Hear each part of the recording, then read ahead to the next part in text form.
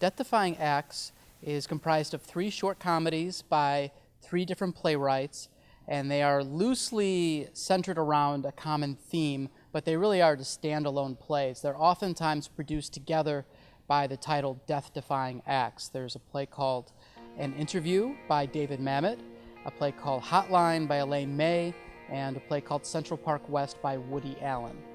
They share a theme of characters in crisis, comedies with characters in crisis.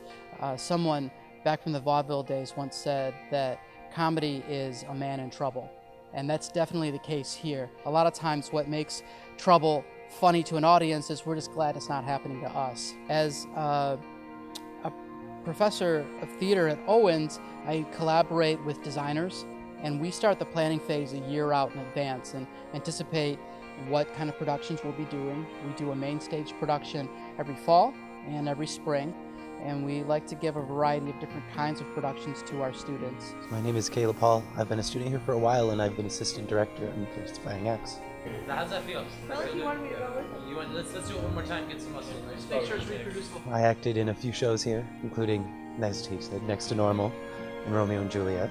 Part of me always felt a director's urge. Like, working with other actors, creating your own scenes with everything, you have to look at it in a perspective of, well, how is other people going to see it? What's going to make this moment special? What's going to make this moment be seen as the moment this person feels sad, happy? What can I do to show that?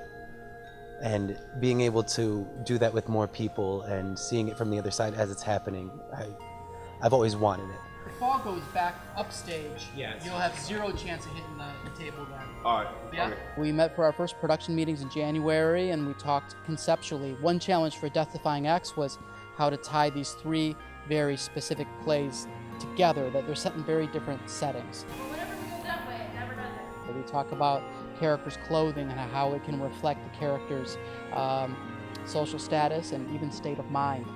One thing that was really fun about Death-Defying Acts is that each of the 3 plays were written in the 90s, and there are references to things 90s throughout. And then eventually casting a show, and a show like Death-Defying Acts, you can cast it with up to 12 actors. The audience isn't stupid, she knows that. Looked it back in the wall, hello, and she kept going. I mean, it's a process that goes on, and it's a highly collaborative process too. The designer can do it tactically and take some papers and purposely move them away from the I know, I was thinking that too. It's a very big uptaking, and it's very rewarding in the end. You feel happy when you finally get something down you've been working on. How'd that feel? I think the director has to have a vision of where the production's going, where it might go conceptually, and there are various artists involved that a director collaborates with to make sure that the message is being heard and implemented throughout all the disparate parts. You want to take it from the top? Yes, please. Zitty. So, I mean, there's just so much you can draw from in terms of getting not just information to help you make good choices as an artist, but also inspiration and excitement to working on what you're working on. The Center for Fine and Performing Arts, like most performance venues, is used for lots of different functions. We have high school groups that use the space for rentals. We have the Blade Spelling Bee, conferences, school functions. So we really only have about 2 weeks to build.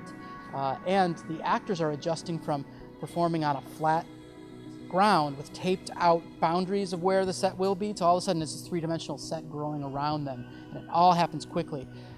Now, I like to think that the actors have the confidence and security in their choices, that they're ready to go on opening night, but there still is a lot of newness that's happening. And so there are adjustments, and of course the nerves that the actors might have, and they've been performing for Caleb and myself and the stage managers for 7 weeks, and we all know the play. We're not laughing anymore. We try, but now they've got a fresh audience, and we've been working on this for so long. Like, what's funny? It's sometimes you're surprised by what an audience responds to. Like many in academia, I wear many hats, and on opening night, I'm the box office guy. And so my anticipation is out in the lobby, and I'm watching audience members, and then I come into the theater and I try to absorb it like a regular audience member, but I can't help but still see, okay, Well, I didn't see that at rehearsals. That's a new choice. I got to talk to the actor about that.